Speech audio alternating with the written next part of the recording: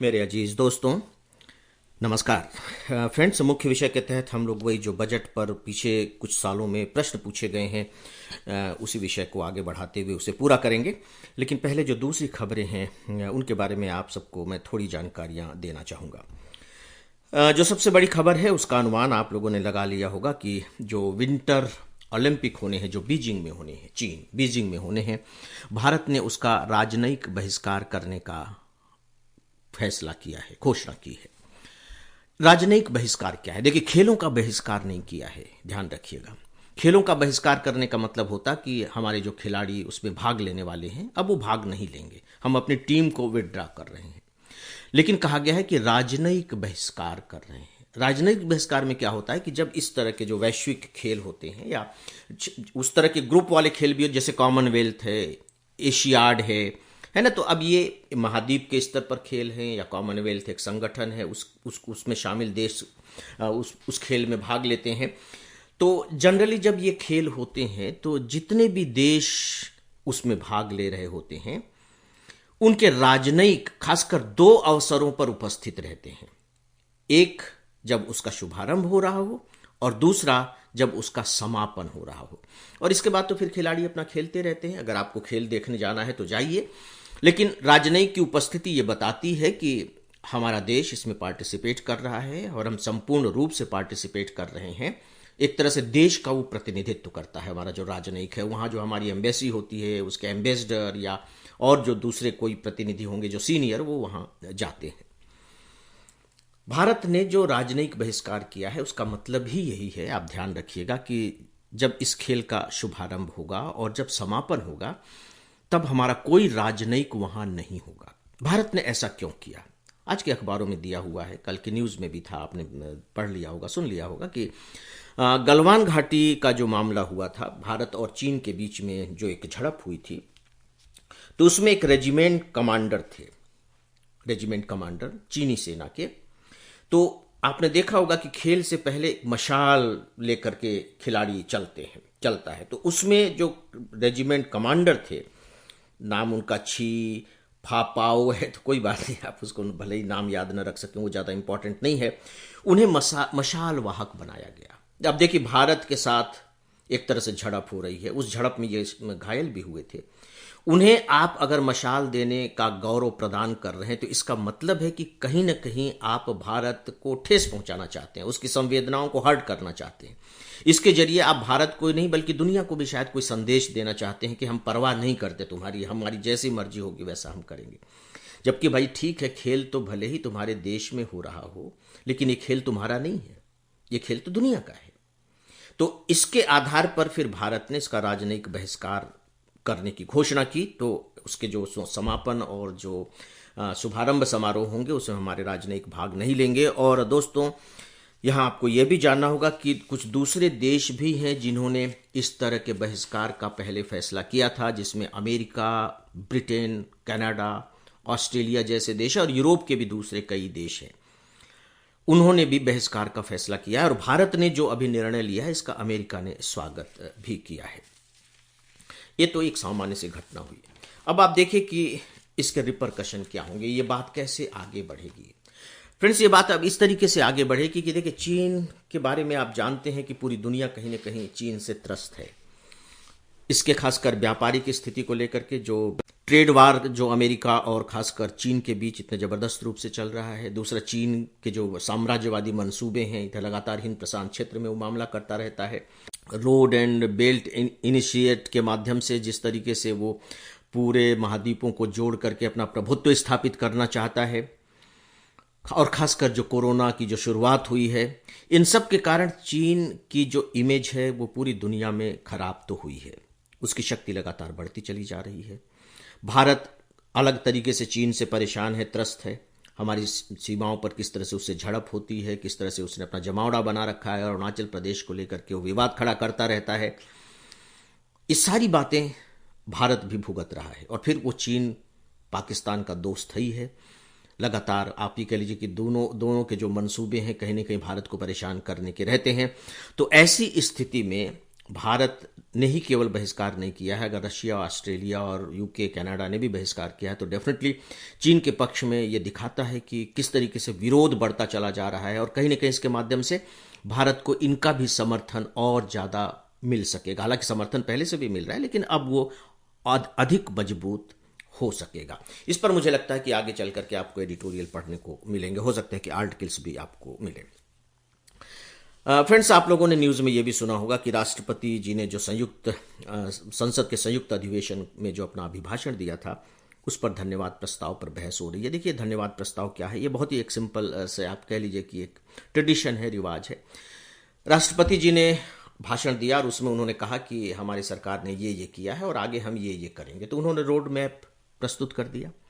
तो अब सरकार ने जो रोड मैप दिया है और जो अपनी उपलब्धियों के बारे में बताया, बस उस पर जो राजनीतिक दल हैं अपनी अपनी टिप्पणियां कर रहे हैं कि ये सही है, ये गलत है, ये होना चाहिए, वो नहीं होना चाहिए। तो इस बहस से जो रास्ता बनने वाला है तो उस रास्ते में बदलाव लाने की काफ़ी गुंजाइश बनती है। तो इस पर केवल धन्यवाद प्रस्ताव पारित होता है और राष्ट्रपति जी के प्रति आप यूँ कह लीजिए कि जो हमारे जो सदन हैं वो एक तरीके से यह प्रस्ताव देते हैं धन्यवाद का कि आप आए और आपने हम सबको संबोधित किया, इसके लिए हम आपके बहुत बहुत आभारी हैं। फ्रेंड्स, दो छोटी छोटी सूचनाएं हैं अपडेट करने के लिए। पहला तो यह कि आपको मालूम होगा, पहले हम लोगों ने बात भी की थी कि हरियाणा सरकार ने वहाँ के जो निजी उद्योग हैं, एक पर्टिकुलर लेवल तक की सैलरी में वाली नौकरियों के लिए स्थानीय आरक्षण कर दिया था कि स्थानीय लोगों को ही लिया जा सकेगा। तो वहाँ का गुरुग्राम इंडस्ट्रियल एसोसिएशन है, उसने सरकार के इस फैसले का विरोध किया और उसने कहा कि जो निजी क्षेत्र में जो नौकरियाँ दी जाती हैं वो योग्यता और उनके स्किल के आधार पर दी जाती हैं। आरक्षण करके और हम हरियाणा के लोगों को ही देने के लिए अगर बाध्य किए जाएंगे तो डेफिनेटली इसका असर हमारे कार्य पर पड़ेगा। तो हाई कोर्ट में गए थे इसके खिलाफ, तो हाई कोर्ट ने इस पर अभी रोक लगा दी है। अब सुनवाई होगी तो देखते हैं क्या होगा। कहीं ना कहीं देखिए, हमारे मूल अधिकारों का उल्लंघन है ही। यह मूल अधिकार के अंतर्गत हम व्यवसाय चुनने के लिए देश में कहीं भी जाने और रहने के लिए स्वतंत्र होते हैं, यह उसके खिलाफ तो है ही। और सच पूछे तो उदारीकरण की जो मूल नीति है यह उसके भी कहीं न कहीं विरुद्ध है। तो अब देखते हैं कि हरियाणा जो हाई कोर्ट है, चंडीगढ़ हाई कोर्ट, वो क्या फैसला करती है। लेकिन आपको इसकी जानकारी होनी चाहिए। इसे ही कहते हैं सिविल सर्विस एग्जामिनेशन की अपडेट तैयारी, अद्यतन तैयारी। आपको ध्यान होगा कि ई श्रम पोर्टल लॉन्च किया गया था पिछले साल अगस्त में। खासकर जो असंगठित श्रमिक हैं कि कैसे उनके बारे में जानकारियां हो, कहाँ जा रहे हैं, कहाँ रह रहे हैं और उनको दूसरी फैसिलिटीज़ प्रोवाइड किए जा सके, इसके लिए ई श्रम पोर्टल लॉन्च किया गया था। तो इसमें लगभग 24.25 करोड़ श्रमिक अपना रजिस्ट्रेशन करा चुके हैं। आप जानते हैं कि हमारे यहाँ की जो श्रम शक्ति है उसमें लगभग 92-93% जो श्रमिक हैं वो असंगठित क्षेत्र के हैं और उन्हीं की सुविधा के लिए यह पोर्टल बनाया गया है। तो ये भी जानकारी मुझे लगता है कि आपके लिए महत्वपूर्ण हो सकती है, क्योंकि असंगठित जो श्रमिक हैं वो अभी एक प्रकार से औद्योगिक जगत में आप यूँ कह लीजिए कि विचार के केंद्र में हैं। दोस्तों, अब मैं आता हूँ आज के मुख्य विषय पर, जो हम बजट के प्रश्नों के बारे में अब बातें कर रहे थे। कुछ प्रश्नों पर हम लोगों ने कल विचार किए हैं, 2 प्रश्न और बच गए हैं, उन्हें मैं आज समाप्त करना चाहूँगा। ठीक है, 2020 में एक प्रश्न पूछा गया, explain the reasonable behind the goods and services tax, bracket में है compensation to states, bracket close, act of 2017। How has COVID-19 impacted the GST compensation fund and created new federal tension? 250 शब्द। जब 250 शब्द में कोई भी प्रश्न लिखने के लिए कहा जाता है तो मार्क्स बढ़ जाते हैं, उसके 15 मार्क्स का वो क्वेश्चन हो जाता है। देखिए, अब उसमें कह क्या रहे हैं, ये बहुत ही करंट का क्वेश्चन है कि जब कोविड आया था तो कोविड आने पर राज्यों की हालत बड़ी खराब हो गई थी, क्योंकि टैक्सेस नहीं आ रहे थे, व्यापार सब कुछ बंद हो गया था। तो अब राज्यों के पास तो आय के कोई साधन नहीं रह गए, जबकि उन्हें खर्च ज़्यादा करना पड़ रहा है हेल्थ सेक्टर पर। तब वो पैसा कहाँ से लाएं? और जब गुड्स एंड सर्विसेज टैक्स जब लागू किया गया था तो उस समय एक फंड बनाने की बात कही गई थी और उसमें यह दिया गया था कि चूंकि गुड्स एंड सर्विसेज टैक्सेस अब लागू किए जा रहे हैं तो उससे जो राज्यों में टैक्स का कलेक्शन होगा वो कम हो जाएगा। उस समय बहुत से राज्यों को यह अप्रीहेंशन भी था कि हमारी आय बहुत कम हो जाएगी। तो उसकी भरपाई करने के लिए फिर केंद्र सरकार ने कहा था कि ठीक है, जो आपकी कम जो कलेक्शन होगा टैक्स का, उसका कुछ हिस्सा हम आपको देंगे। तो दोस्तों यही उन्होंने दिया है कि जो एक्ट आया था 2017 में और उसमें जो कंपनसेशन राज्यों को देने की जो व्यवस्था की गई थी उसको किस तरीके से कोविड 19 ने प्रभावित किया है और एक प्रकार से फेडरल तनाव पैदा कर दिया, स्टेट के बीच में एक तनाव की स्थिति ला दी केंद्र सरकार और स्टेट गवर्नमेंट के बीच में। उस समय फिर बाद में केंद्र सरकार ने कुछ राशि देने की घोषणा की थी और उस समय अखबारों में इसके बारे में काफ़ी बातें हुई थी। तो मेरी समझ से ये प्रश्न बहुत ही सरल और सीधा सीधा प्रश्न है, लेकिन थोड़ा सा एनालिटिकल शेड लिए हुए है। अगर आप स्ट्रेट तरीके से आंसर लिख देंगे तो फिर आपको उतने मार्क्स दोस्तों नहीं मिलेंगे कि आपकी रैंकिंग अच्छी आ सके। आखिरी प्रश्न है जो सरल है, distinguish between capital budget and revenue budget. मैंने आपको बजट के बारे में बताते समय आपसे कहा था कि आपको इसकी शब्दावलियां मालूम होनी चाहिए। कैपिटल बजट क्या है और रेवेन्यू बजट क्या है, इनका अंतर बताइए। Explain the component of these budgets. और इन दोनों बजट के जो मुख्य मुख्य अवयव हैं, जो तत्व हैं, उनको स्पष्ट कीजिए, एक्सप्लेन कीजिए, थोड़ी सी उसकी व्याख्या भी कर दीजिए। देखिए बहुत ही सरल प्रश्न है, एक स्टैटिक प्रश्न है, मतलब इसके माध्यम से वो ये जानना चाह रहे हैं कि आपको बजट के बारे में कुछ जानकारी है या नहीं है। ये करंट से रिलेटेड नहीं है और ये अभी लेटेस्ट 2021 में यह प्रश्न पूछा गया था। केवल 150 शब्द का है, इसलिए 10 मार्क्स इसके लिए रखे गए हैं। तो दोस्तों मैंने आपको एक सिनेरियो दिया है कि बजट से किस किस तरह के प्रश्न आते हैं।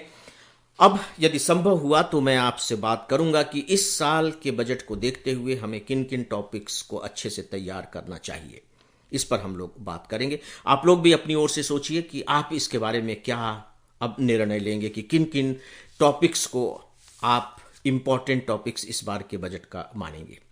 तो दोस्तों मुख्य विषय के बारे में बस इतना ही। न्यूज़पेपर्स की क्लिपिंग्स आपको प्रोवाइड कर रहा हूं। ईमेल लिखने वाले मित्रों को धन्यवाद देता हूं और इन्हीं में से कुछ दोस्तों के नाम हैं: मयंक द्विवेदी, प्रभाकर कुमार माचवे जमुई बिहार से, जे जयलक्ष्मी, अनुज कुमार ग्वालियर मध्य प्रदेश से और अलका चंदर पंजाब से। आप सबका बहुत बहुत आभार। और दोस्तों अब 2 दिनों के बाद मुलाकात होगी, तब तक के लिए मैं आप सबसे इजाज़त चाहता हूँ। नमस्कार।